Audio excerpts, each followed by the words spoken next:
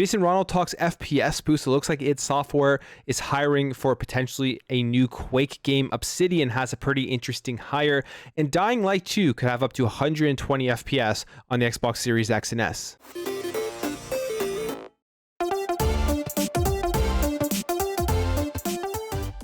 Welcome back to another video, guys. You enjoy daily content, make sure to hit that subscribe button. The Xbox Series X and S, since their release, have really been known for their great support for backwards compatibility, upgrading older games that didn't have HDR, didn't have higher frame rates and high resolutions, just getting overall better experiences and making these older games new in terms of how they look and play on the Xbox Series X and S.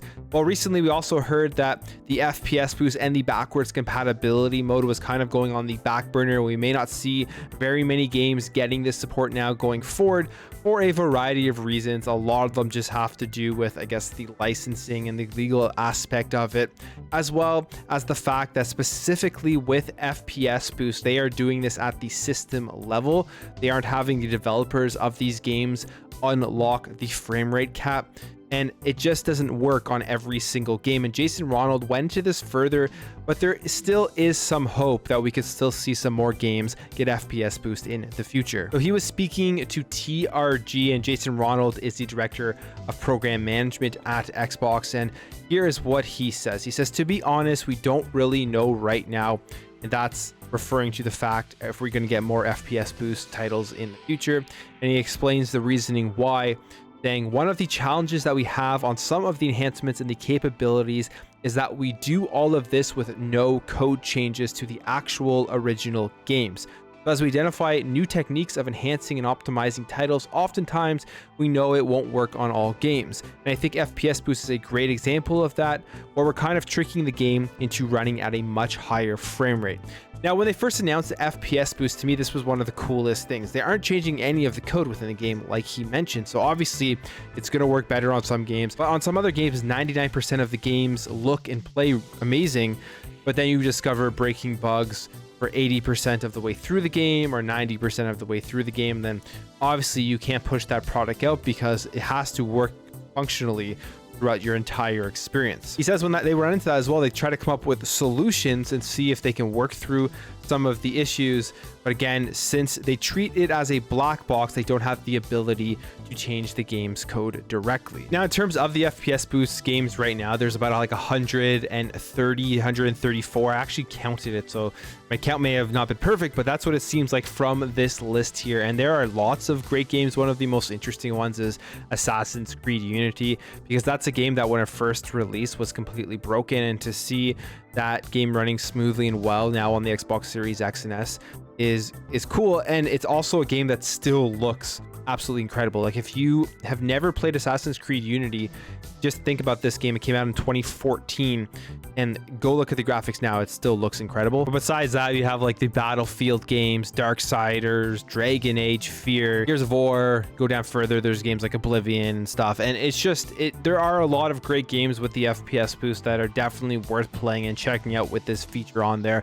And I'm sure there's still a large list that people have that they would like to see coming in the future. But we'll have to wait and see what happens. I have a feeling they have kind of cut back their resources on doing this because of all of the roadblocks they have ran into, and they realize that maybe the return on the investment for continuing this program, considering they already have like over 100 games that have the FPS boost, may not be worth it at the moment. All right, let's jump over here to some ZeniMax job postings, and this one has a lot of people speculating and talking about that they think this is a job posting for an upcoming brand new Quake game. So this is for an environment concept artist, and it says id Software, part of the ZeniMax Media Incorporated family of companies, is seeking an experienced environment concept artist to join our Dallas team in the development of an unannounced video game project. And originally I saw this tweet here from Tumor222, and you go down in the comments and people are talking about it. He says this is definitely Quake, and they say, do you think we might see Quake at E3 of this year?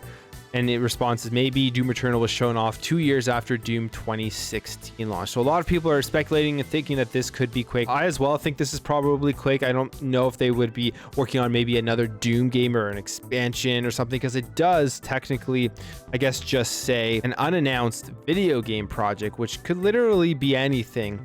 But from what we've seen with them re-releasing, I guess, the Quake games onto Xbox Game Pass, and the rumors we've been hearing, I wouldn't be surprised if this was a brand new Quake game, and I think it would be a great decision for them to be working on a new Quake game. Kind of change it up. We've gotten Doom 2016 was incredible, Doom Eternal was really good, and they've revitalized that franchise from, I guess, Doom 3, and it turned out amazing, and I would love to see them do the same thing with Quake. Now, thinking on the concept of jobs and hirings and all that type of stuff, it looks like Obsidian has actually made a pretty interesting big hire, and this is, they have hired Ryan Warden, who is a production director from Riot Games and BioWare, and he's joined the Obsidian and Avowed team. Now, why this is a decent hiring, why I think this is a decently big hiring, is just the fact, his pedigree of the games that he has worked on. So previously he was a senior producer at Riot Games, working on Legends of Runeterra and League of Legends.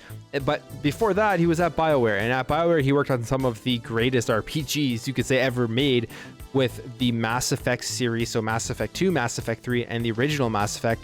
And below that, he also worked on Jade Empire. Now that is an absolutely exceptional RPG, and if you haven't played it yet and you want to check it out, I highly recommend it. It was an exclusive Xbox game when it first came out in 2005, and you can still play it. I believe it is within the backwards compatibility program, so you could just pop it in, and the game looks just incredible on the Series X. So I highly recommend doing that, and you'll kind of see the pedigree of where he has coming from and the games that he has worked on, and we'll see how this translates into Obsidian and working on, as we know, upcoming Avowed, which I think, for me personally, is one of my most anticipated games, and I think for a lot of people, they're really looking forward to see what Avowed is all about. All right, finally moving on here to Dying Light 2. As we know, Dying Light 2 is just around the corner, releasing in February, probably one of the most anticipated games in 2022.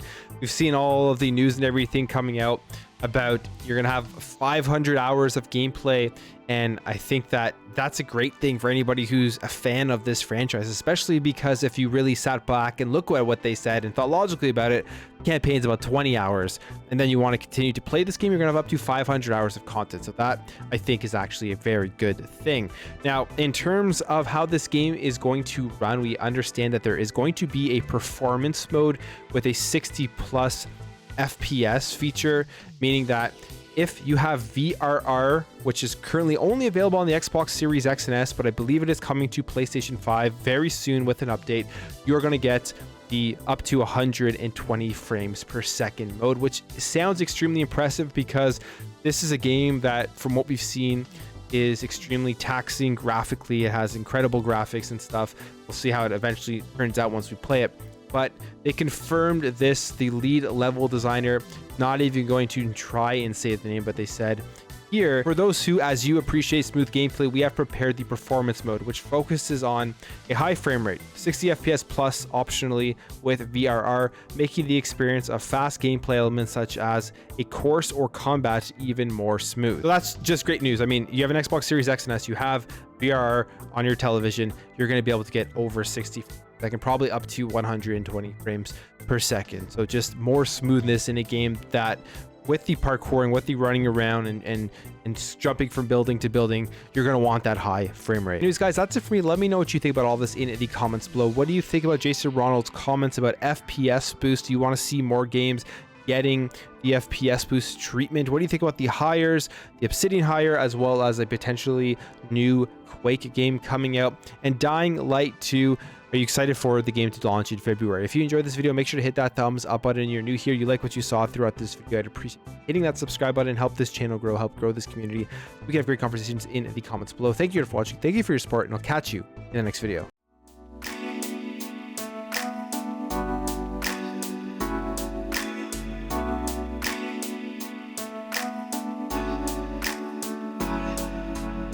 We'll be right back.